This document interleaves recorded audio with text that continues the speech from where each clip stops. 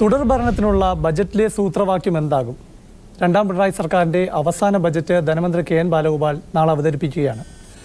ഈ തദ്ദേശ തെരഞ്ഞെടുപ്പിന് തൊട്ട് മുൻപ് ഉള്ള മന്ത്രിസഭാ യോഗ തീരുമാനം എന്ന് പറഞ്ഞ ഒരു മിനി ബജറ്റായാണ് വിലയിരുത്തപ്പെട്ടത്. അപ്പോൾ കൈയഴിഞ്ഞുള്ള വികസനക്ഷേമ പ്രവർത്തനങ്ങൾ ജനങ്ങൾ പ്രതീക്ഷിക്കുന്നുണ്ട്. അത് തന്നെയാണോ? അല്ല, ആ സമയത്ത് അത് ചെയ്തതിൻ്റെ കാര്യം തെരഞ്ഞെടുപ്പിൻ്റെ തൊട്ട് മുമ്പാണല്ലോ സാധാരണ ബഡ്ജറ്റൊക്കെ വരിക.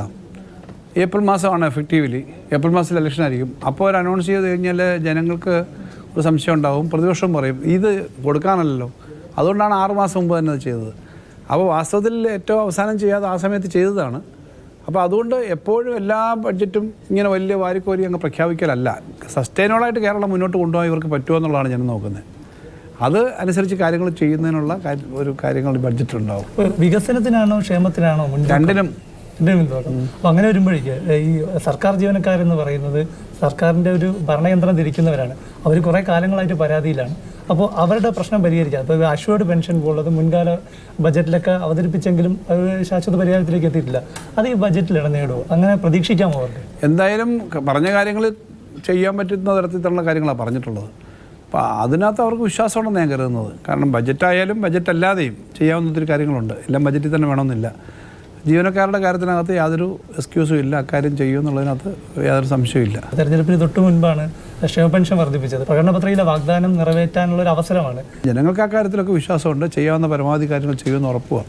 കഴിഞ്ഞ ഗവൺമെൻറ്റിൻ്റെ സമയത്ത് ശമ്പള പരിഷ്കരണം പ്രഖ്യാപിച്ചപ്പോൾ അന്ന് അവർ പറഞ്ഞെന്താ ഇവർ കൊണ്ടുവന്ന് ഏപ്രിലാണ് ചെയ്തേക്കുന്നത്, ഇത് അന്നത്തെ പ്രതിപക്ഷ നേതാവ് പറഞ്ഞു ഞങ്ങളെ തകർക്കാനാണ്. അതിനകത്ത് 30-30,000 കോടി രൂപയുടെ കുടിശ്ശിക ഉണ്ടായിരുന്നു. കാരണം വലിയൊരു പാക്കേജായിരുന്നു. അത് കൊടുത്തു തീർത്തു.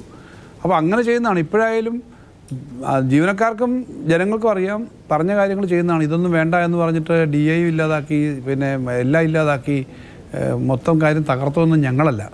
അതൊക്കെ ചെയ്തത് UDF ആണ്. ഇവിടെ അവസാന ബജറ്റ് അവതരിപ്പിക്കുമ്പോൾ ഇതുവരെ കഴിഞ്ഞ കാലത്ത് അവതരിപ്പിച്ച ബജറ്റിനേക്കാളും കൂടുതൽ ആത്മവിശ്വാസവും സന്തോഷവും ഉണ്ടോ?